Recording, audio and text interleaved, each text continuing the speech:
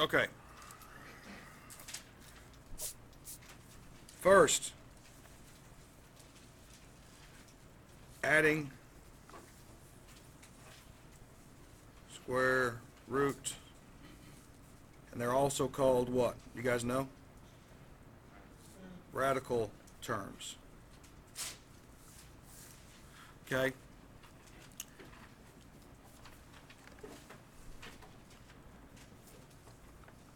One rule. Treat the square root like a variable.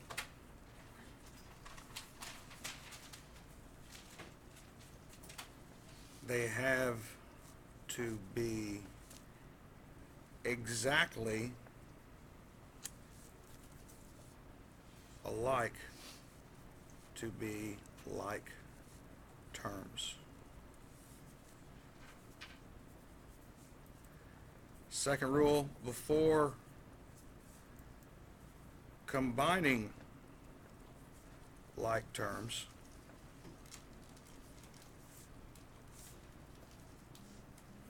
make sure every radical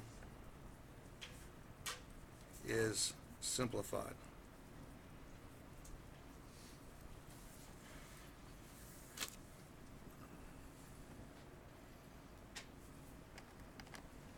What I mean by being exactly the same, but exactly alike.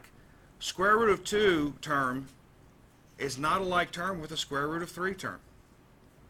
It's only a like term with another square root of 2 term. So you remember how we used to talk about x terms, y terms, things like that? Well, just to show an example, we all should understand that 3x plus 2y plus 5x, let's say. What does that simplify to? Can anybody tell me? Everybody's okay with that, aren't they? Well, square roots, think of them like this. 3 square roots of 2 plus 2 square roots of 3 plus 5 square roots of 2. Now I want you to look at these two. I'm going to zoom in. Do you see what I mean? That this statement almost looks has the exact same properties as this one. See, we have no problem saying the 3x and the 5x are like terms, right? And they're not like terms with the y. What we need to understand is that with square roots, it's the same concept. The term behind it has to be exactly the same. So this we call a square root of 2 term. This is a what type of term? Square root of 3 term, just as this was a what? Y term. This was an x term.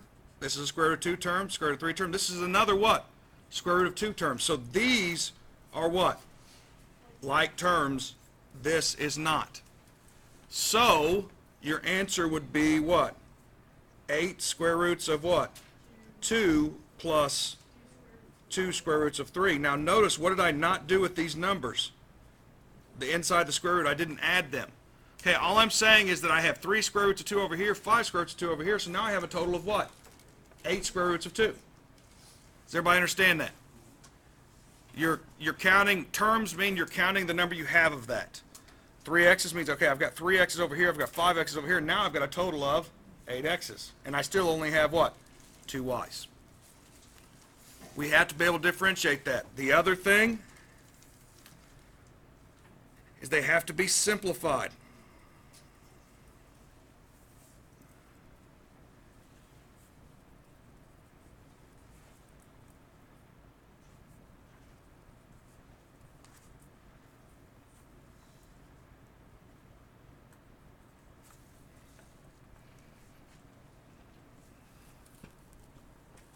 Right now, are these like terms?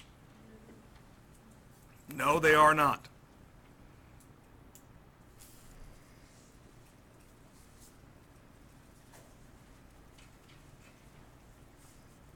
However, if I simplify each one, which I expect you to show the work here, what's the largest perfect square? It's a factor of 128.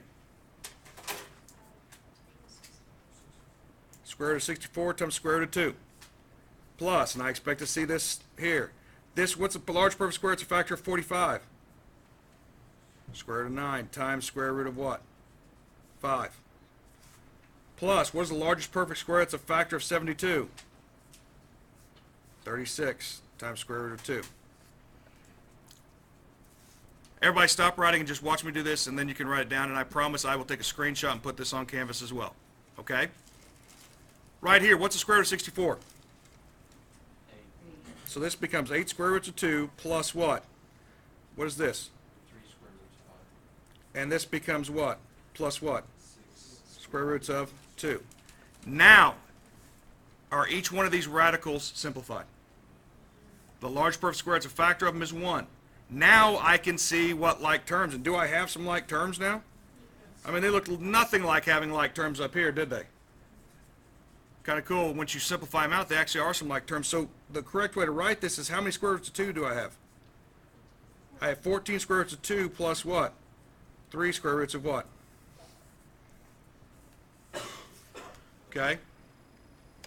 That is how you add square roots. Those would be the answers. Yes, that's as much as you can simplify those. Okay?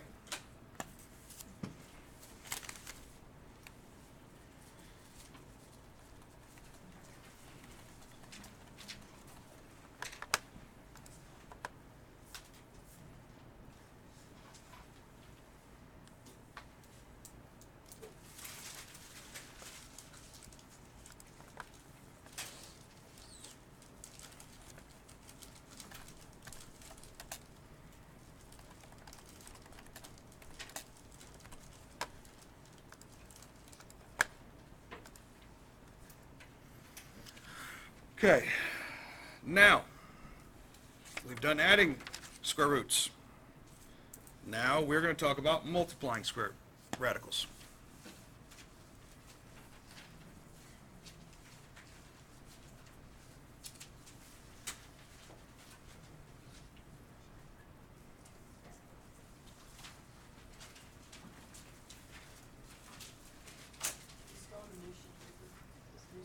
No, you can keep, no, I'm just doing it just so I can, you guys are welcome to, you know.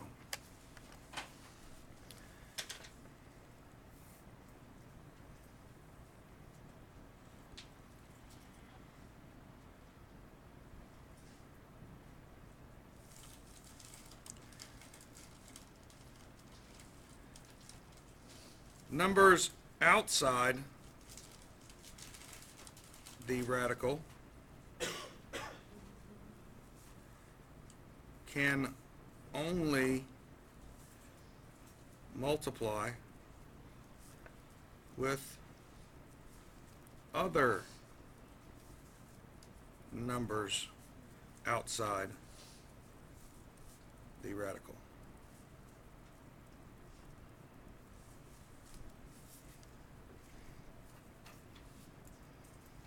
Our example of this, 3 square roots of 2 times 3 is you go 3 times 3 times square root of 2, and your answer is what? 9 square roots of 2. However,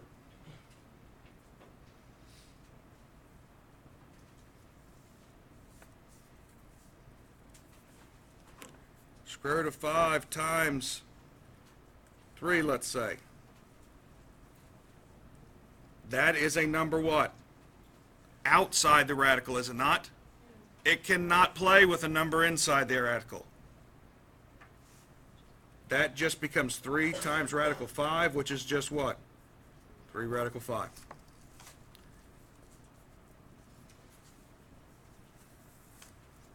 So numbers outside can play and multiply with other numbers what? Outside the radical. You guys see what I'm saying there?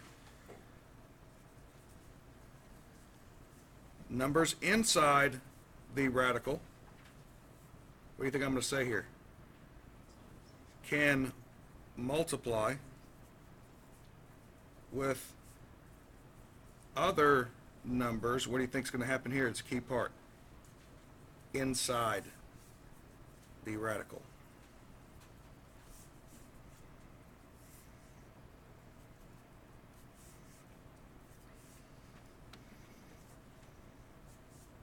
So square root of 2 times 3 square roots of 3. What can multiply here?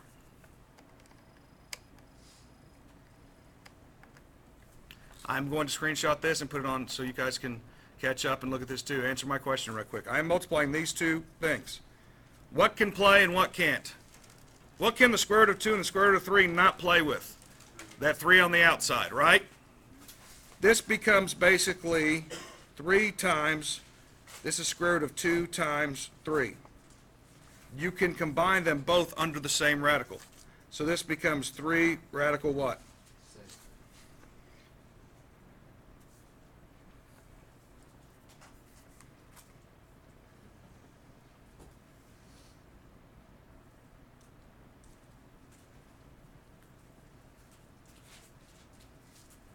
4 times radical 3 is just that. 4 times radical 3, they cannot play together, so it's simply what?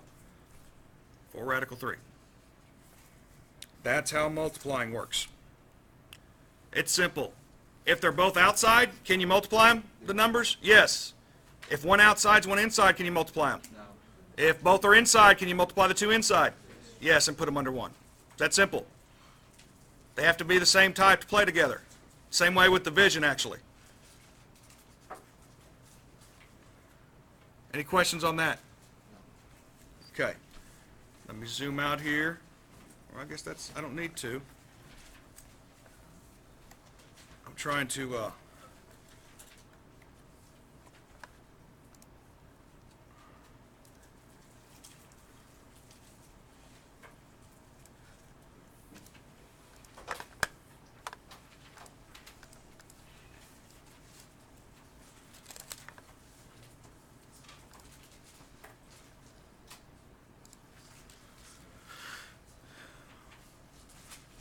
now here's the fun one.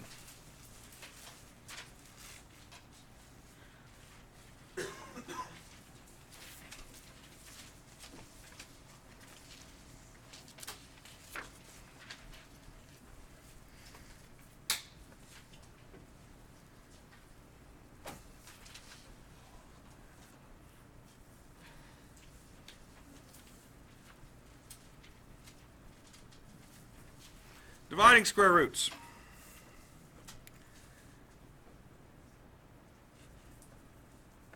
They have the same properties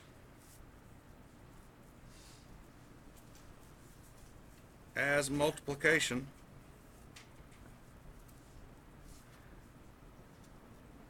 as far as what can be multiplied. Square root of 9 over square root of 3, what does that equal? Are they both under the square root? So that equals what? Square root of what?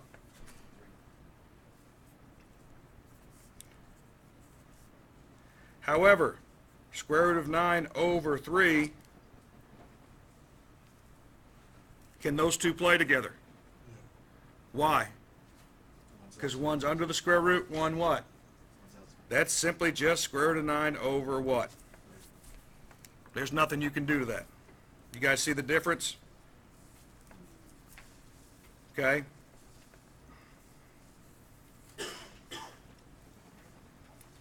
Now we're going to do what's called rationalizing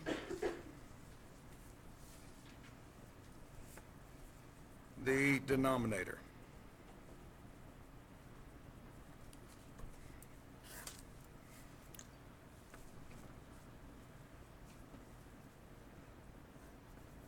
Here's your golden rule.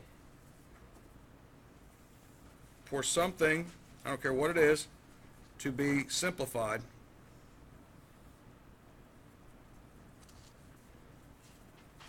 you can never, never, never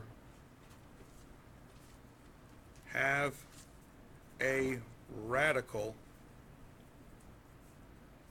a square root sign, in the denominator.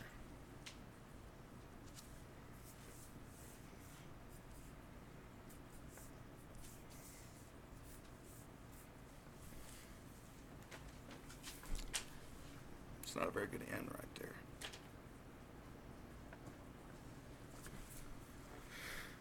That is a rule, something you should have been introduced to before, but it is a big rule.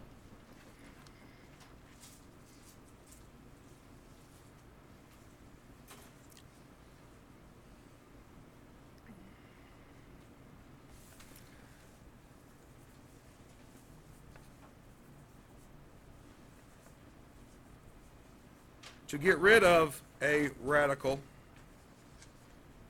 in a denominator, these two facts are key. 1, square root of x times square root of x will always give you x as an answer.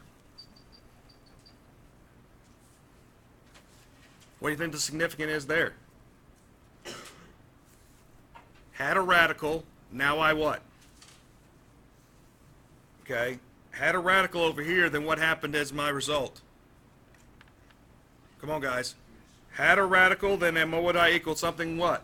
Without a radical, because we're talking about getting rid of the radical in the denominator. Your second very important fact, which is something probably, this is the thing you use all the time, but you have to remember that, you know what square root of x over square root of x basically is? X. Nope. 1. Same thing over the same thing is always 1, is it not? Would you guys agree with that statement? Okay. So how in the world does that help me rationalize the denominator?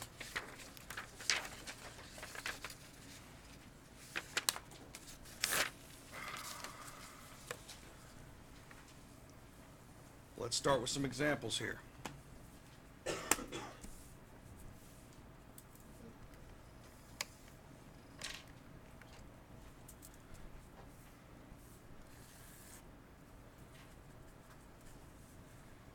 Example 1.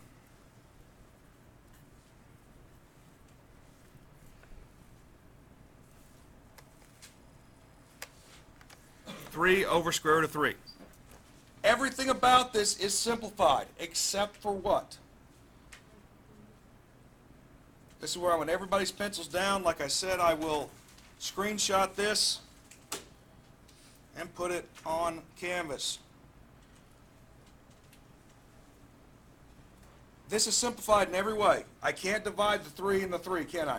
Because one's a radical 3 and one's a 3. They can't play together. One's outside, one's inside. But what's my problem? What can I never have in the denominator? A radical.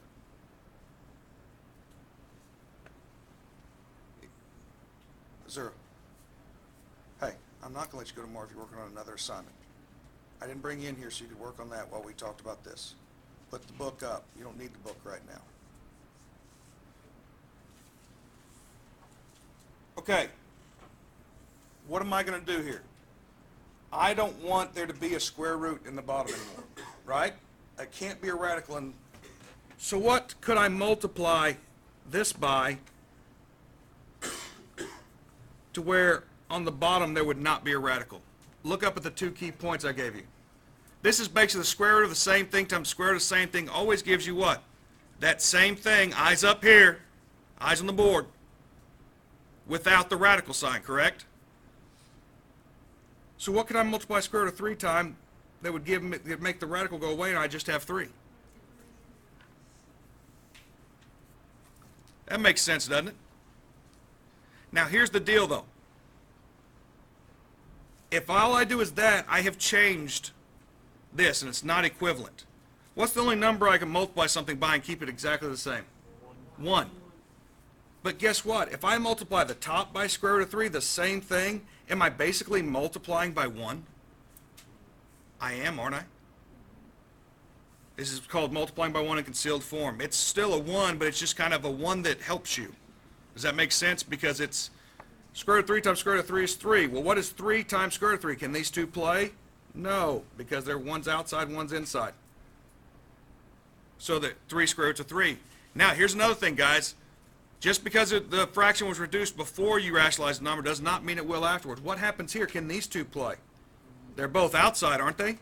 3 goes into 3 one time, 3 goes into that, what? One time. Guess what the answer is? Right.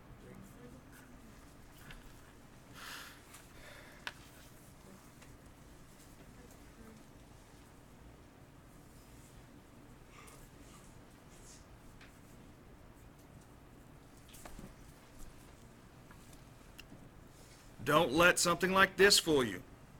Now here's another thing I would do too. Can I not combine these to make this the square root of 3 over 5? If that fraction will reduce it before you rationalize the denominator and make life easier on you. Sometimes you can do that, and I'll show you an example of that in just a second. But I can't reduce 3 over 5, radical 3 over 5, and I can't reduce 2 over 3, can I? So the only thing left to do is, okay, everything's reduced except for what is in the denominator. A radical. I don't want it to be there. What you have to remember is this is 3 times, is it not? So 3 times whatever that is. Well, what could I multiply this bottom by to where there would not be a radical anymore? Square root of what? The same thing, right? See the pattern? If it's square root of 3 on the bottom, we're going to multiply the bottom by what? Square root of 3. Now it's square root of 5 at the bottom. What am I going to multiply it by? Everybody? Huh? Dylan, what do you think? Square root of 5 on the bottom, what am I going to multiply it by? I've got it written right here. Square root of 5. If I multiply the bottom by square root of 5, what do I have to multiply the top by? Square root of 5. I have to keep it balanced. Same thing over the same thing. What happens here? Square root of 5 times square root of 5 is what? It's 5. It's square root of 25, and square root of 25 is 5. So I'm left with 3 times 5 down the bottom. Is there a radical? No. Here, can these two play? Yeah, they're both underneath, aren't they? So 2 square roots of what? Sometimes you get some numbers up top that you need to simplify the radical again. It can be a mess sometimes. So you get 2 square roots of 15 over what? 15. Well, 2 over 15 can't be reduced, can it? Is square root of 15 a simplified square root? No. What's the large perfect square its factor of? Will 9 go into it? Will 4 go into it evenly? Largest one is 1. So guess what? You're done. If you have something like this, oh, 8 square roots of 6 over 4 square roots of 2. You could make this a really hard problem, or it could be a really easy problem. First of all, the stuff on the outside, will they reduce?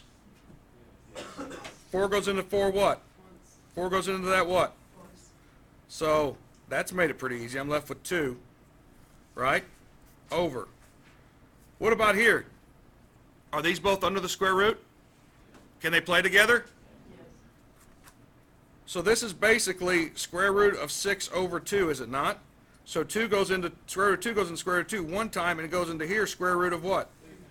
So this becomes square root of what? 3. Just don't forget your square root of 3. So there's only 1 left on bottom. Your answer is 2 square roots of 3. So did you even need to rationalize the denominator there? No, not once you simplified it. Remember, if they're both under the square root, you can treat them just like they're not and reduce them. Just make sure you keep a square root on it once you reduce it, right? For instance, another example like that. Square root of 8 over square root of 6. Before I went rationalizing the denominator here, I would reduce that. Can't these reduce? What number goes into both of them evenly? 2. So this would become square root of what? This would become square root of what? So now rationalize what? 4 square root of 4 over square root of 3. Now you just have a little bit smaller numbers to deal with, right? What am I going to multiply the bottom by? What am I going to multiply the top by? To keep it balanced, correct? What does that leave me on the bottom? Just a plain old? What does it leave me on top? Square root of what? 12. Which reduces to square root of 4 times square root of 3 over 3, which would be 2 square roots of 3 over 3. That's your answer.